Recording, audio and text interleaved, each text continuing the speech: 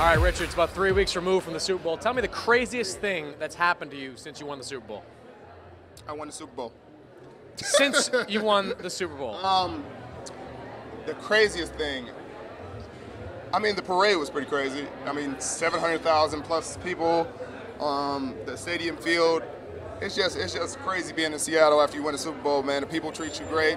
I've gotten a lot of free things, which is always nice. What's the best one? That's hard. That's hard. I've got a lot of free headphones. I've gotten 25,000 gold headphones. If I told you a year ago you'd have a Super Bowl ring on the way, or you'd be hosting the SI swimsuit party, which would you think would be more likely? The Super Bowl ring would be more likely than me hosting the Sports Illustrated Swimsuit Edition party, but both have happened, and I'm going to have a good time tonight. You know, sometimes you'll get nervous in front of all these beautiful women who can easily judge you, and you're not nearly as talented or as pretty as them. But agreed. You could take that and turn it around on yourself and just say you don't have a chance anyway. So why not just go out there and have fun? Now we were outside today, and there were kids lining up for your autographs, lining up for pictures. A year ago, you were a well-known NFL player to NFL fans. Now you're more of a household name to even casual sports fans. Is it surreal to have instantaneous fame? It is surreal. It's something that takes an adjustment. It's something that you have to be prepared for, and it changes your life in many aspects. You can't just walk around and think you're just going to walk through places and no one's going to notice you. So it's been an adjustment period. You know, obviously having people know who you are, want to take pictures, and it's obviously very humbling. And it's the kids. It's all about the kids. Yeah. We do it for the kids. Now, you mentioned the parade in Seattle, 700,000 fans showing up, although there was a report that there was one San Francisco 49er fan at that parade. Were you aware of that fan? Did you happen to come across that fan? I was not aware of that, but I'm sure the Seattle fans treated him with class and respect, as they always do. And I'm sure he enjoyed the parade, too. Now, let me ask you, if you're a fan of an opposing team that just won the Super Bowl, if you're that fan showing up, are you signing up to get beat up? I mean, is that what you're basically signing up for?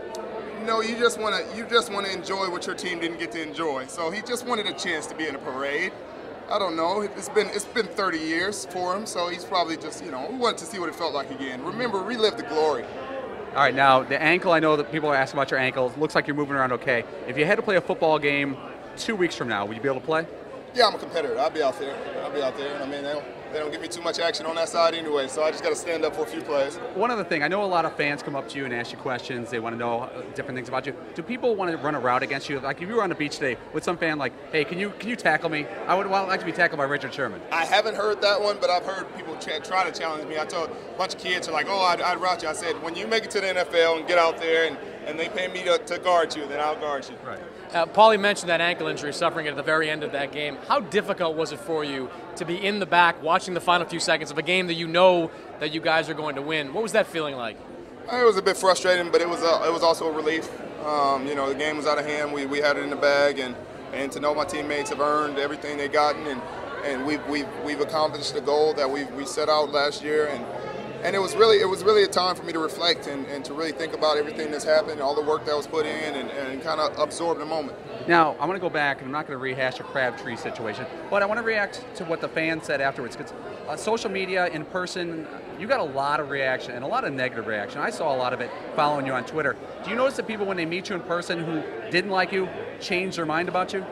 Yeah, I mean, there were people who didn't know me as a person, as a human being, and they judged, some people say cliche, judge a book by its cover, and that's what they did. There was a knee-jerk reaction to a knee-jerk reaction. Right.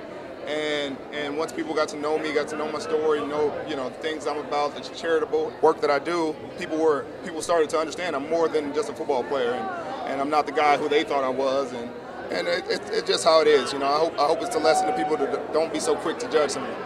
The irony of all that was that you changed the narrative. The guy they call a thug is the guy that pulled himself out of Compton, graduated from Stanford. Did you take any pleasure in sort of turning it back the way that you did? Because at the end of the day, you did turn it back very effectively. Yeah, I felt great.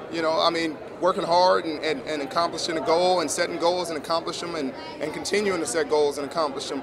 And I hope, and that's, I just want to be an inspiration to kids to do the same thing, to repeat that, to set goals and accomplish them, to be more than an athlete if that's what you are, to be an athlete but also intelligent, to be able to delve in both fields.